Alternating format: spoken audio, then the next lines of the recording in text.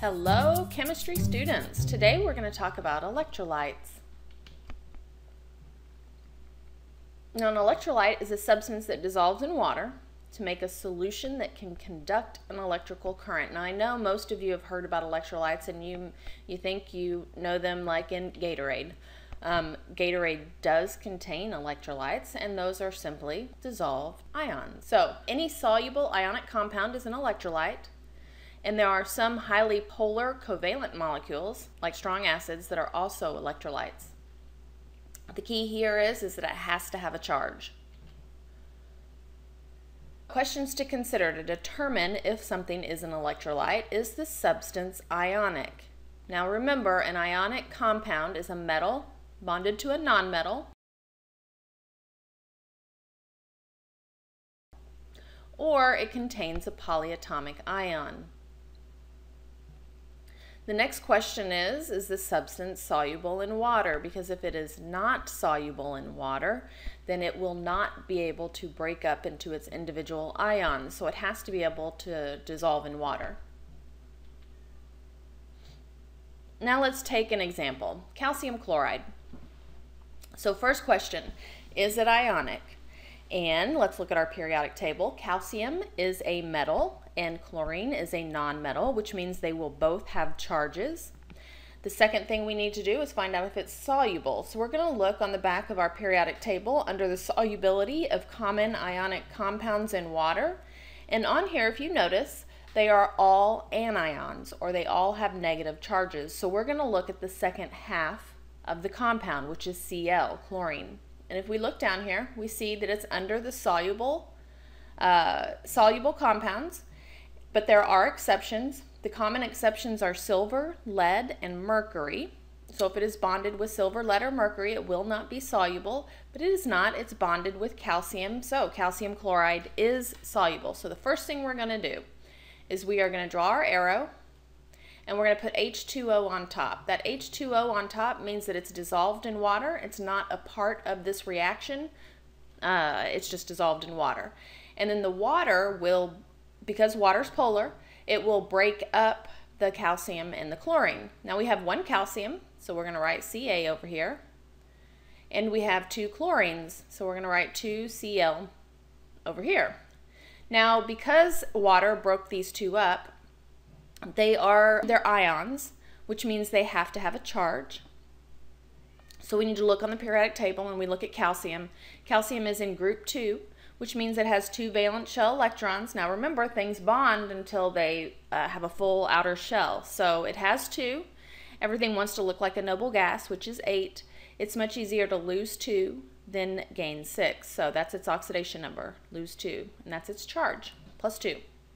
Chlorine is in group 17, which means it has 7 valence shell electrons, and it will bond until it gets 8. We have to ask ourselves, is it easier to lose 7 or gain 1? Well, gain 1, and when it does, it becomes a -1 charge. So the dissociation reaction is, for calcium chloride, is 1 calcium ion plus 2 chlorine ions, and this has a total of 3 ions once 1 calcium chloride dissociates in water.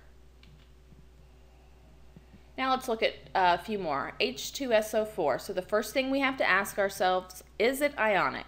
This is not an ionic compound. This is a covalent compound because hydrogen is a nonmetal, but it is an acid. It is a highly polar covalent compound. So the next thing we have to ask ourselves, is it soluble in water? So let's look at our solubility charts. And it's SO4, and if we notice, SO4 is under soluble compounds. Let's look at the exceptions. The exceptions are strontium, barium, lead, and mercury. It doesn't say anything about hydrogen. Sulfuric acid, H2SO4, will dissociate in water. We're going to draw our arrow and have it dissolve in water. And now it's water, since it's polar, is going to break up these 2 ions. We have 2 hydrogens, and we have 1 SO4. Remember, SO4 stays an ion. Now we need to look at the charges. I look at the periodic table. Hydrogen is in group 1, which means it has 1 valence shell electron, which means it's easier to lose 1, so it will have a +1. SO4 we look on the back of our periodic table under polyatomic ions, we can see that SO4 has a -2 charge. So H2SO4 will break up into 3 ions, 2 hydrogens plus 1 sulfate. Now let's look at NaOH. We need to find out, one, is it ionic? So we're going to look at the periodic table. Na is a metal. OH is a polyatomic ion, so it is ionic. The next question we need to ask ourselves, is it soluble in water? So remember, we look at the second half of the ionic compound, the negative piece of the ionic compound, that would be OH. And under our solubility of common ionic compounds, OH is located under the insoluble, which means it's normally insoluble, but there are always exceptions. So let's look at the exceptions. Compounds of NH4, well, that's not it. Alkali metal cations, well, is Na an alkali metal cation? Yes, it is, because it is a group 1 metal. Remember, alkali metal cations are group 1 metals. So it is, which means that it is soluble in water. So this will be an electrolyte and it will dissociate in water. So I'll draw my arrow, put water on top, saying that it will dissolve in water. And I have 1 Na and I have 1 OH. I look at my periodic table to find out what the charge is, and Na is in group 1, so it has 1 valence shell electron. It's easier to lose 1. That's its oxidation number. OH, if you look on your common polyatomic ions, has a -1 charge. So NaOH, when it dissociates in water, forms 2 ions, 1 Na and 1 OH. Next to lithium phosphate. First question we need to ask ourselves, is it ionic? Look at our periodic table. Lithium is a metal and PO4 is a polyatomic ion. Next question we need to ask ourselves, is it soluble in water? Now remember, we look at the negative piece, which is the PO4. So let's look at our solubility of common ionic compounds. PO4 is under the insoluble compounds. There are always exceptions. Let's look and see. Compounds of NH4, that doesn't work here, and the alkali metals. Okay, lithium is an alkali metal. It is in group 1, so that means it is soluble. So I'm going to go ahead and draw my arrow and then put H2O here. We have 3 lithiums and we have 1 PO4. Look at my periodic table. Lithium is a group 1 metal, or an alkali metal, so it has 1 valence shell electron, which means it loses 1. PO4, if you look at your polyatomic ions, has a -3 charge. So lithium phosphate, when it dissociates in water, forms 4 ions. It forms 3 lithiums and 1 phosphate. Now let's go down to barium sulfate. First thing we're going to do, check if it's ionic.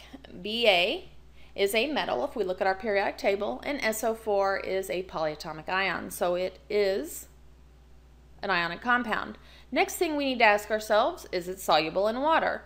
Remember, we look at the negative piece of the ion, or the ionic compound. SO4 is the negative piece, so let's look on our solubility of common ionic compounds.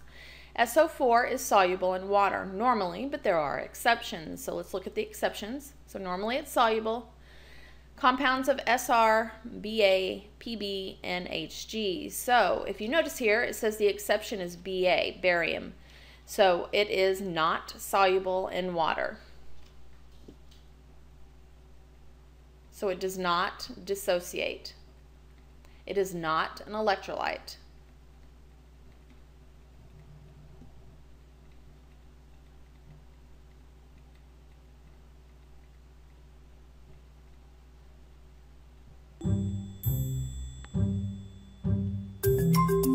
Thanks for watching.